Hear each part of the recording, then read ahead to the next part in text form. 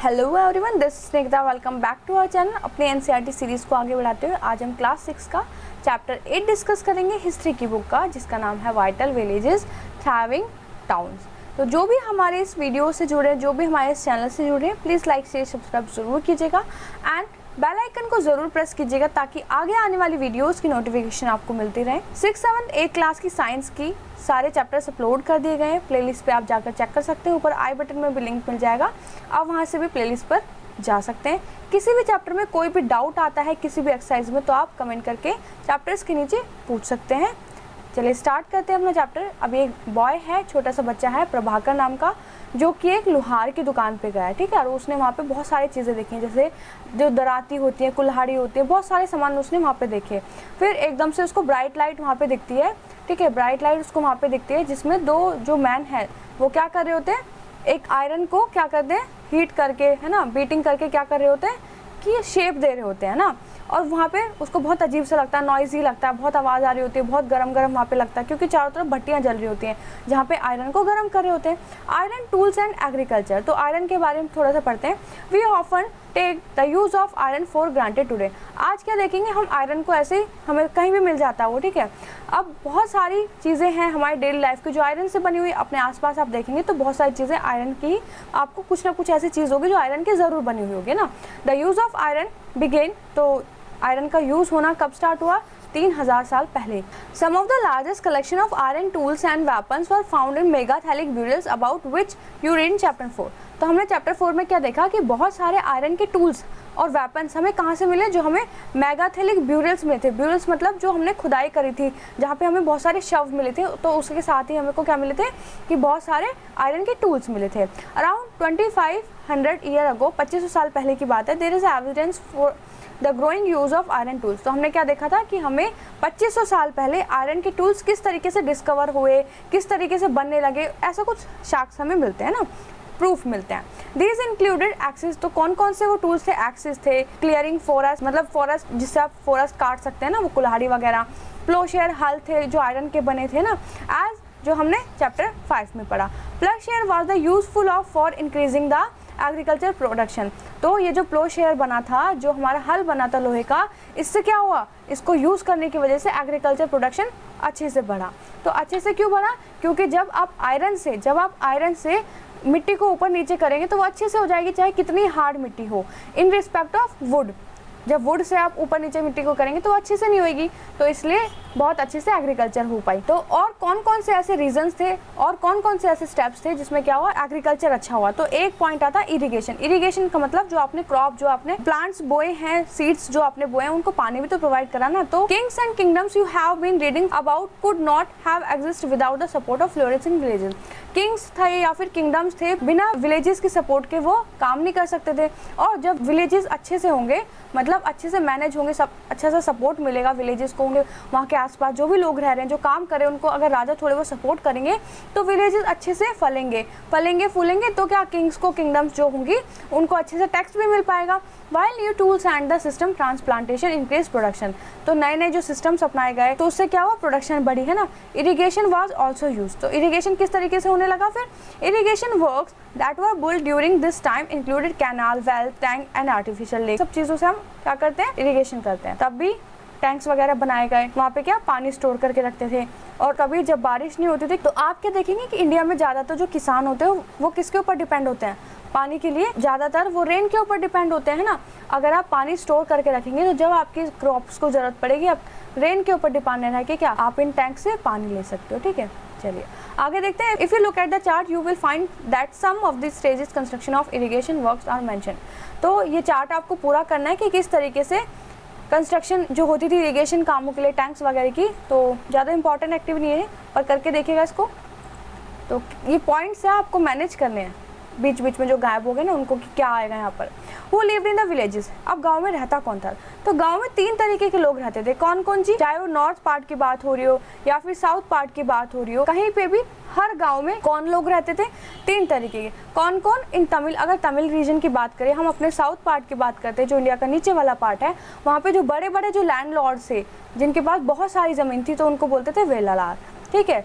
और जो ordinary plug man है उनको बोलते थे उजवार, जो ऑर्डिनरी जो पीजेंट्स थे, जो फार्मर्स थे, उनको बोलते थे उजवार, है ना। एंड जो लैंडलेस लेबर्स है, मतलब जिनके पास कोई ज़मीन नहीं होती, वो क्या करते थे, दूसरों की ज़मीनों में जो काम करते थे, जो स्लेव्स वगैरह थे, उनको बोलते थे कढ़ाईसियार या फिर एडिमाई। ये सारे जो टर्म्स है ना इंपॉर्टेंट है, पूछ ली जाती हैं कभी कभी कि वेलार कौन थे, उजवार कौन थे, तो कॉम्पिटिटिव एग्जाम्स में पूछी जाती है टर्म्स, तो ध्यान से पढ़ेगा इन्हें।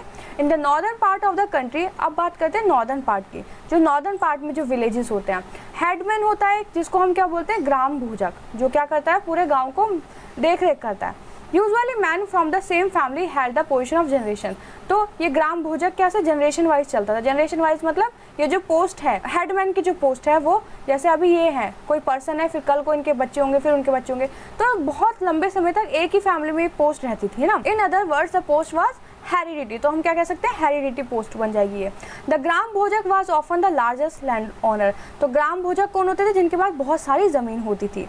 Generally he had slaves and had workers to, अब ये क्या करते थे, इनके पास ज़मीन ज़्यादा है तो खुद तो काम करेंगे नहीं, तो ये क्या करेंगे, स्लेव्स को और ऐसे लोगों को ले लेंगे, वर्कर्स को काम करवाएंगे अपनी लैंड में।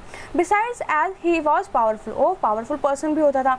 द किंग ऑफन, अब क्या करते थे, वो पावरफुल पर्सन होता था तो किंग क्या बोलते थे कि आप अपने गाँव से टैक्स कलेक्ट करके हमें दो। He also function as a जज एंड समटाइम्स पुलिसमैन, तो गाँव के लिए कभी वो जज और कभी पुलिसमैन का भी काम किया करते थे, क्योंकि इतने पावरफुल पर्सन है तो सब लोग इनकी बात भी मानेंगे और राजा का भी समर्थन मिल रहा है ना, राजा भी अपने काम करवा रहे हैं इनसे। Apart from the gram bhojak there were other independent farmers, तो ग्राम भोजक के अलावा कुछ ऐसे भी फार्मर्स थे जिनके पास क्या छोटे छोटे लैंड्स थी, छोटे छोटे जमीन के जो ऑनर्स थे उनको बोलते थे गृहपति। And then there were men and women such as dasa and karmakara who did not land, और कुछ ऐसे भी लोग थे जिनको दास और कर्मकारा बोला गया है, जिनके पास ज़मीन नहीं होती, तो दूसरों की ज़मीन में वो जाके काम करते थे, ठीक है। और गांव में और कौन से लोग रह सकते हैं, क्राफ्ट्स पर्सन है ना, ब्लैक स्मिथ, लुहार, पॉटर है ना, कारपेंटर्स वगैरह, वीवर्स वगैरह। तो हमने देखा कि साउथ में भी यही लोग हैं, मतलब किसान और भूमिपति जिनके पास ज़्यादा लैंड होंगी, छोटे छोटे, फिर आपके जो सेवक हो गए, सर्वेंट्स वगैरह। और ये देखे हमने नॉर्थ वाले पार्ट के। अब देखते हैं अर्लीस्ट तमिल कंपोजिशन, सबसे जो पहला जो तमिल में कुछ लिखा गया लेख, वो क्या था, संगम लिटरेचर, ठीक है। क्या था, संगम लिटरेचर, जो तमिल में लिखा गया था।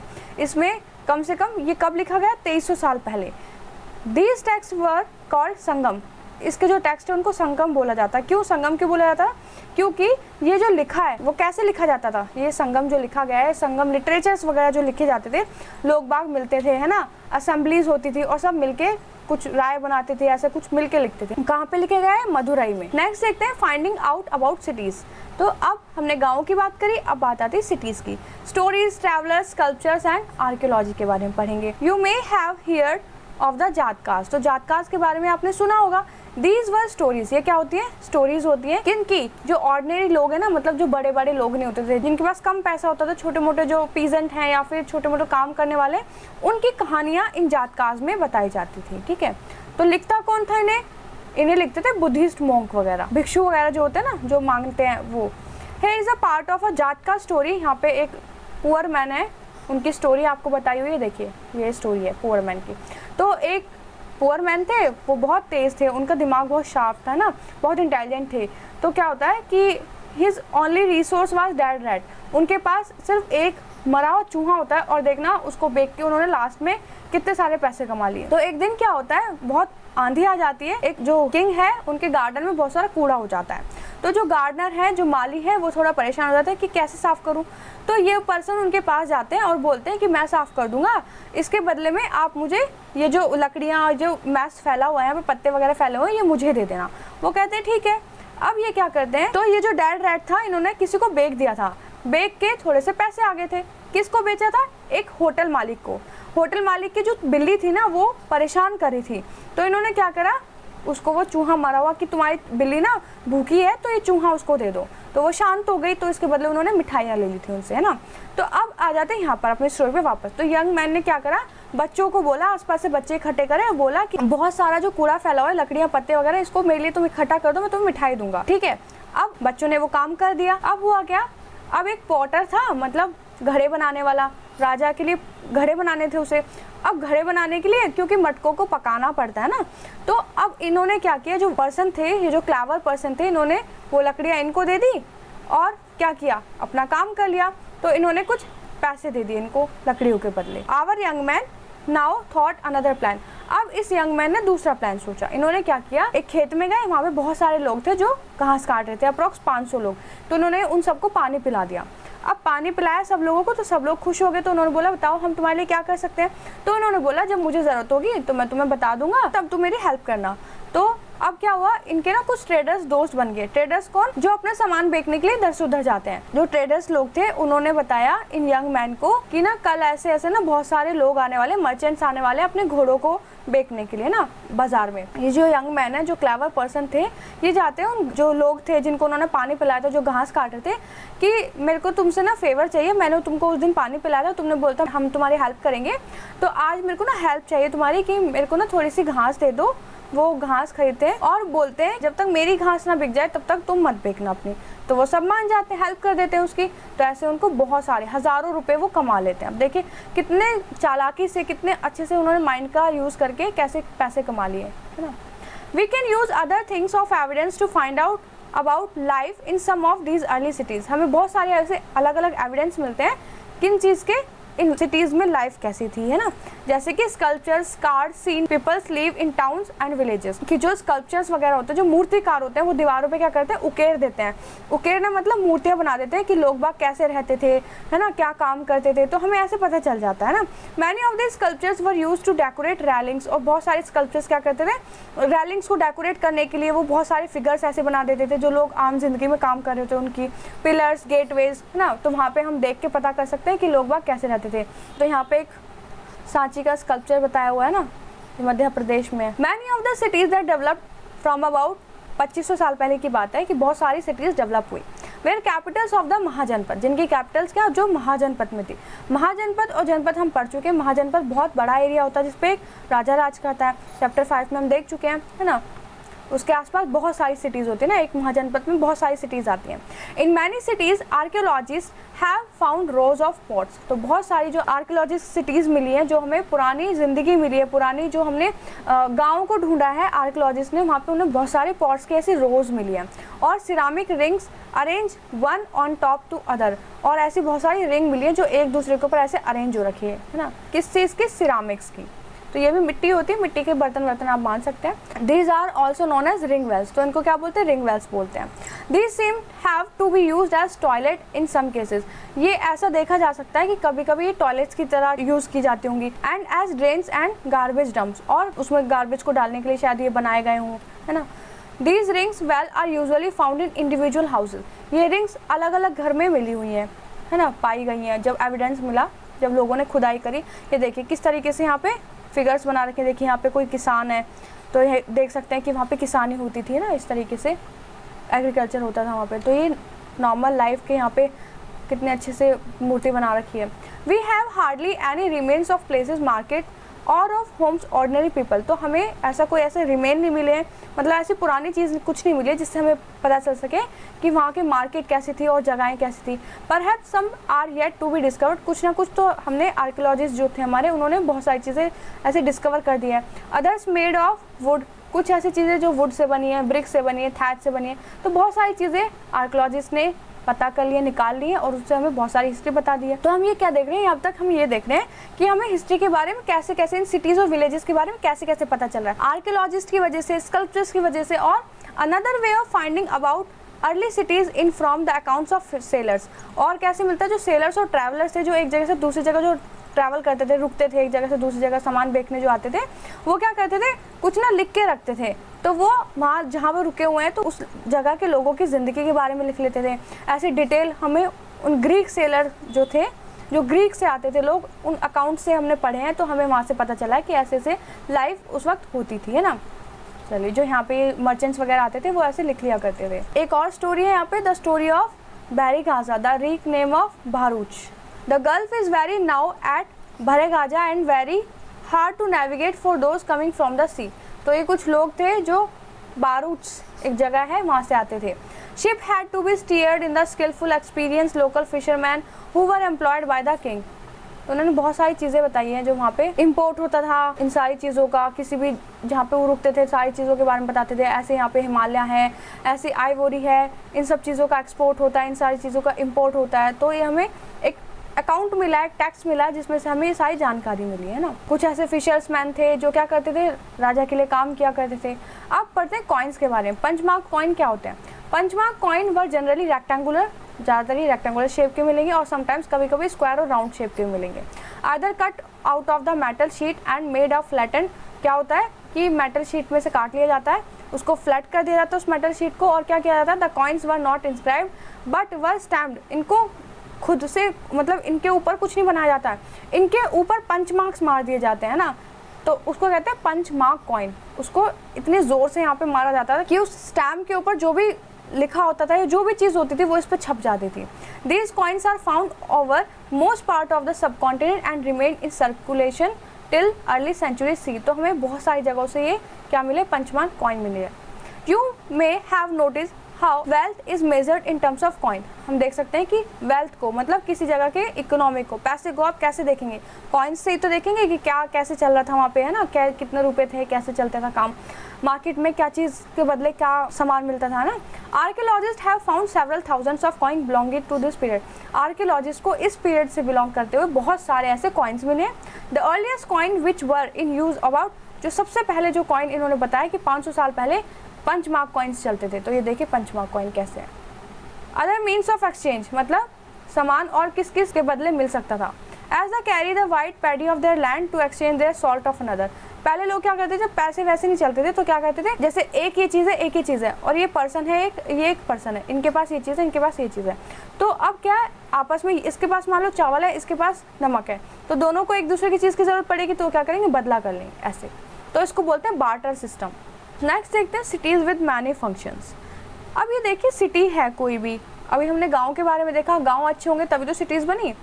सिटी है कोई भी, वहाँ पे बहुत सारे लोग रह रहे हैं तो अलग अलग काम कर रहे हैं, बहुत सारी एक्टिविटीज़ होंगी वहाँ पे।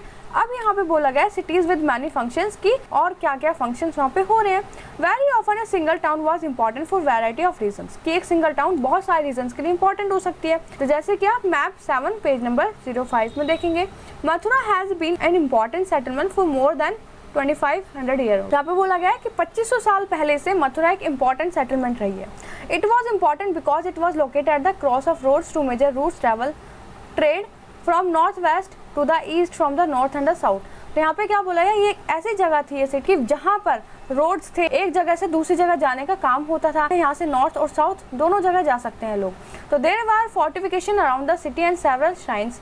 यहाँ पे बहुत सारा क्या, इस ये जो मथुरा था इसको फोर्टिफाइड कर रखा था, मतलब घेराबंदी कर रखी थी, और यहाँ पे बहुत सारे श्राइन्स थे, धर्म स्थल बोल सकते हैं आप, जहाँ पे लोग आके रह सकते हैं। Farmers and herders from adjoining areas provided food for people in the city। तो क्या करते थे, फार्मर्स और हर्डर्स जो लोग थे वो क्या करते थे, फूड प्रोवाइड करते थे सिटी को। Mathura was also centre where some extremely fine sculptures were produced. तो मथुरा एक ऐसी जगह, ऐसे सेंटर भी था जहाँ पे बहुत अच्छे स्कल्पचर्स बनाए जाते थे, मूर्तिकार वगैरह बहुत अच्छे थे यहाँ पर। अराउंड 2000 साल पहले Mathura became the second capital of Kushan. तो मथुरा, कुषाण जो किंगडम आई थी, कुषाण जो राजा थे, कुषाण लोग, उन्होंने क्या किया था, 2000 साल पहले मथुरा को कैपिटल बनाया था। About whom you will be reading in chapter 9 में हम पढ़ेंगे। Mathura was also a religious centre. Mathura एक रिलीजियस सेंटर भी बना।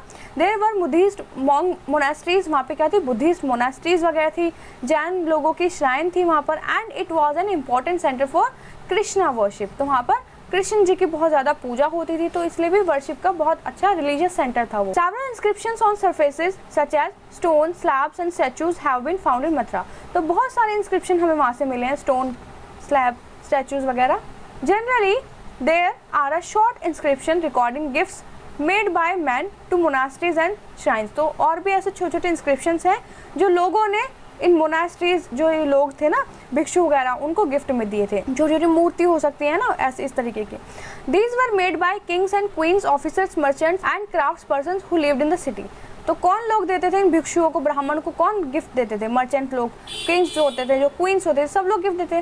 For instances inscriptions from Mathura mention Goldsmith, blacksmith. तो जो हमें इंस्क्रिप्शंस मिले हैं उनमें हमें किस लोगों के बारे में पता चलता है कि जो हमारे सुनार हैं और लुहार हैं, वीवर्स हैं, बास्केट मेकर हैं, गार्लैंड मेकर, परफ्यूम्स, ये सारे लोगों के बारे में पता चलता है। देखिए कितने सारे ऑक्यूपेशन मथुरा में होते थे ना। क्राफ्ट्स एंड क्राफ्ट पर्सन्स के बारे में जानें, कौन कौन से रहे क्राफ्ट और उनको करने वाले लोग। We have archaeological evidence for craft, हमारे पास क्या है, बहुत सारे ऐसे एविडेंस हैं क्राफ्ट्स के आर्कियोलॉजिस्ट की वजह से।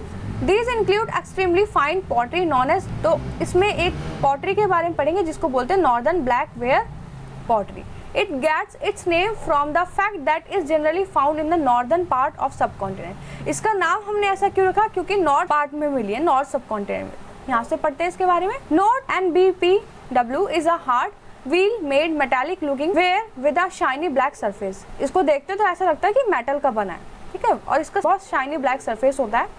द पॉटर, जो पॉटर होते थे, जो घड़े बनाने वाले लोग होते थे, used to expose the earthenware to very high temperature in his kiln which resulted the blackening of the outer surface.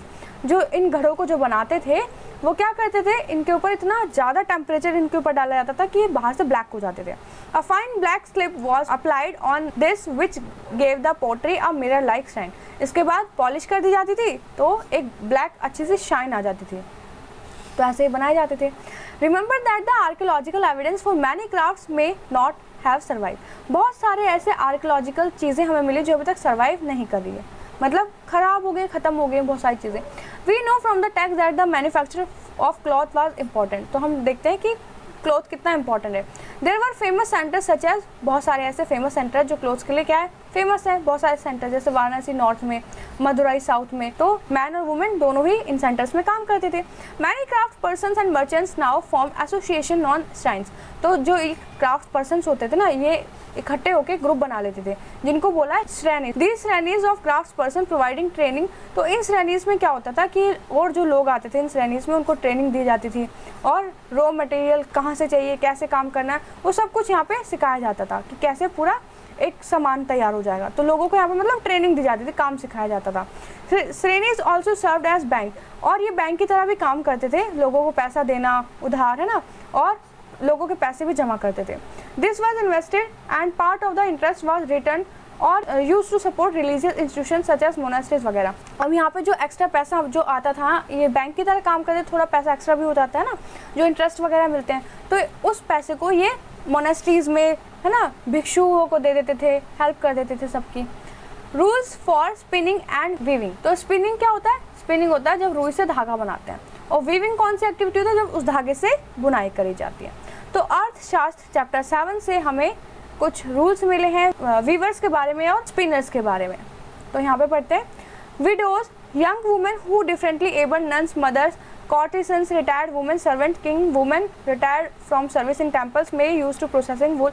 अच्छा, यहाँ पे बोला गया ये जो वुमेन्स होती थी, जो विधवा होती थी, है ना, जो जल्दी शादी हो जाती थी जिनकी, और विधवा हो जाती थी, और ऐसी मदर जो घर से निकाल दी गई हैं, टेम्पल से निकाल दी गई हैं, है ना, और जो सर्वेंट्स थी जो राजाओं के नीचे काम करती थी, है ना, राजाओं के लिए, रानियों के लिए, जो वो लेडीज़ थी वो ये काम करती थी, वीविंग का और स्पिनिंग का। They should be paid according to quality and quantity of work. जैसा वो काम करती थी उनको उसी तरीके से पैसे मिलता था। Women who are not permitted to leave their homes can send maid. अब जो औरतें अपने घर से, मतलब घर छोड़ के काम करने नहीं आ सकती थी, तो वो घर पे ही काम करती थी, घर से काम करती थी। Women who can visit the workshop should go at dawn to give their work and receive their wages. तो और जो लोग जा सकते थे वहाँ जाते थे, काम करते थे और पैसे ले आते थे। There should be enough light to examine the work in case superintendent looks to one talk about anything and whether। तो यहाँ पे एक सुपरिटेंडेंट होता था, मतलब इनकी हेड भी होता था जो इन सबको सारा काम समझाए बताए, है ना, बस यहाँ पे ये बताया हुआ है। और हाँ, यहाँ पे एक चीज़ और है कि अगर कोई वुमेन है जो अपना काम परफॉर्म अच्छे से नहीं करेगी, कंप्लीट नहीं करेगी, तो उसको फाइन पे करना पड़ेगा, और कभी कभी उसको अंगूठा भी काट के देना पड़ता था, ऐसे है। A closer look अरिकमेडू। अब ये अरिकमेडू क्या है? Find Arikamedu in Puducherry. तो पुडुचेरी मैप 7 में ढूंढिए कहाँ पर है। And read the books of Rome on the page 88। और पेज 88 पे रोम के बारे में जो पेज आएगा उसको हमें पढ़ना है। बिटवीन 2200 से 1900 साल के बीच की बात है। Arikamedu was coastal settlement where ships unloaded goods from distant land. तो ये एक वो एरिया होता था जहाँ पे, ये क्या है, ये बड़ा सा सी है, और यहाँ पे जहाज एक जगह से दूसरी जगह सामान लेके जाएंगे, लेकर आएंगे, तो यहाँ पे अपना सामान उतारेंगे ना, ये जगह है। A massive brick structure which may be have been warehouse. तो यहाँ पे ईंटों से वेयर हाउस, स्टोर हाउस जैसे बनाए जाते थे जहाँ पे सामान स्टोर किया जाता था। Other finds include pottery from the Mediterranean reason. बहुत सारी पॉटरी हमें मेडिटेरियन रीजन से मिली है, जैसे कि एक एग्जांपल है ये वाला। And stamped red gauge pottery. तो ये सारी पॉटरी के नाम है, या फिर जो चीज़ें हमें जैसे इटली से मिली है कुछ चीज़ें, है ना, कुछ स्टैम्प हमें मिली हैं जो वेट क्ले से बनाई हुई थी, और कौन कौन सी चीज़ें मिली, और ऐसी पॉटरी मिली जो लोकली वहाँ पे बनती थी रोमन के वहाँ से। बहुत सारी चीज़ें अलग अलग जगह से हमें मिली है, जिससे हम पता कर सकते हैं कि सिटीज़ और विलेजेस कैसे हुआ करते थे। Small tanks have been found that were probably dyeing vats use to dye cloth. तो छोटे छोटे टैंक मिले जो किस काम के लिए यूज़ होते थे, क्लॉथ को डाई करने के लिए। There is a plenty of evidence for making the beads, और हमें बहुत सारे ऐसे एविडेंस मिले जो कि किससे रिलेटेड है, जहाँ पे मोती बनते थे, है ना, और प्रीशियस स्टोन्स वगैरह, ग्लास वगैरह बनते थे, तो ऐसे एविडेंस भी मिले कि ये काम भी होता था। अब पढ़ते हैं एल्सवेयर। तो रोम जगह देखनी है पेज नंबर 76 पे, ठीक है। This is one of the oldest city in Europe, Europe की एक बहुत पुरानी जगह है ये। और गंगा वैली, तो ये उसी समय की बात है जब आपके गंगा वैली के आसपास जो सिटीज़ थी ना, तो रोम में भी यहाँ पे एक सिटी थी ये वाली। रोम क्या थी, कैपिटल थी लार्जेस्ट एम्पायर की, one that spread across Europe, North America, West Asia. Augustus one of the most important emperor. Augustus क्या है, यहाँ के एम्परर थे जो बहुत इंपॉर्टेंट थे, जिन्होंने रूल किया है। और ये जो सिटी बनी हुई ना, ये ब्रिक से बनी हुई, ईंटों से बनी हुई है, और इसको सिटी ऑफ मार्बल भी बोलते हैं। उस वक्त यहाँ पे बहुत सारा मार्बल था। तो he and later rulers build temple. यहाँ पे जो ये राजा थे और उनके बाद जो भी राजा है, उन्होंने बहुत सारे टेम्पल्स बनाए, प्लेसेस बनाए ना, और open areas surrounded by tyre seats which citizens could watch all kinds of shows. तो यहाँ पे ऐसे हॉल वगैरह बनाए और साइड में सीट वगैरह बनाई थी ताकि लोग बैठ के कोई प्रोग्राम वगैरह हो रहा है तो वो देख सकें, है ना। पब्लिक बाथ यहाँ पे बनाए, और with separate timing for public bath में लोगों के लिए अलग अलग टाइमिंग है, मैन के लिए अलग, वुमेन्स के लिए अलग, जहाँ पे आके लोग क्या रिलैक्स कर सकते हैं। और huge aqueducts channel to supply water. यहाँ पे बड़े बड़े टैंक हो सकते हैं, मतलब ये समझ लीजिए, जो क्या करें, वाटर सप्लाई करेंगे और सिटी तक पानी पहुँचाएंगे, बाथ के लिए, फाउंटेन के लिए, टॉयलेट्स के लिए पानी पहुँचाया जाएगा। तो ये देखिए कितनी अच्छी सिटी बताई है यहाँ पर। तो ये चैप्टर हो गया ख़त्म। डिस्कस करते हैं एक्सरसाइज, फिर नेक्स्ट चैप्टर के लिए नेक्स्ट वीडियो में मिलेंगे। फर्स्ट देखेंगे fill in the blanks. Dash was word use for large landlords. जो लार्ज लैंडलॉर्ड्स थे, कौन सा वर्ड यूज़ किया जाता था उनके लिए, तो ये था विलेलार, है ना, VELLALAR। The grama bhojaka often got his land cultivated by. जो ग्राम भोजका थे वो अपनी लैंड किससे कल्टिवेट करवाते थे, स्लेव्स और वर्कर्स से, स्लेव्स और वर्कर्स से। प्लगमैन वर नॉन एज, प्लगमैन जो थे उनको क्या बोलते थे तमिल में, उजावार, ठीक है। लास्ट है मोस्ट गृहपति वॉर डैश लैंडलॉर्ड। बहुत सारे गृहपति किसको बोला, जो छोटे छोटे पीजेंट्स थे ना। Describe the function of gram भोजका। ग्राम भोजका कौन थे, क्या पावर थी उनकी, वो सब बताना आपको। तो हम चैप्टर में अच्छे से डिस्कस कर चुके हैं ये बात। List the craft person who would have been present in the both villages and cities. ऐसे क्राफ्ट पर्सन के बारे में बताना है आपको जो विलेजेस में भी होते हैं आज के टाइम में और सिटीज़ में भी होते हैं। तो करेक्ट आंसर आपको इसमें से चूज़ करना। Ring wells were use for. Ring wells किस लिए यूज़ होती थी, तो ये यूज होती थी ड्रेनेज के लिए। Punch mark coins were made of. Punch mark coin किस चीज़ से बने होते थे, तो ये बने होते थे सिल्वर से। मथुरा वाज एन इम्पॉर्टेंट क्या था, विलेज था, पोर्ट था, रिलीजियस सेंटर था, या फिर फॉरेस्टेड एरिया था, तो वो मथुरा क्या था, रिलीजियस सेंटर। श्रेणीज वर एसोसिएशन ऑफ। श्रेणीज किसकी एसोसिएशन थी, वो थी क्राफ्ट्स पर्सन की। तो ये इस चैप्टर के कुछ इंपॉर्टेंट डेट्स हैं, इनको भी देख लीजिएगा। तो ये चैप्टर यहीं पे खत्म हो गया है। तो नेक्स्ट वीडियो में नेक्स्ट चैप्टर के साथ मिलेंगे। तब तक के लिए हमारे चैनल पे इसी तरीके से जुड़े रहिए, लाइक शेयर सब्सक्राइब करते रहिए, बेल आइकन को प्रेस करना बिल्कुल ना भूलिए। चैप्टर्स को चेक करते रहिए, प्लेलिस्ट में आप जाकर सारे चैप्टर्स साइंस के देख सकते हैं। कोई भी डाउट हो तो आप कमेंट करके पूछ सकते हैं। Thank you.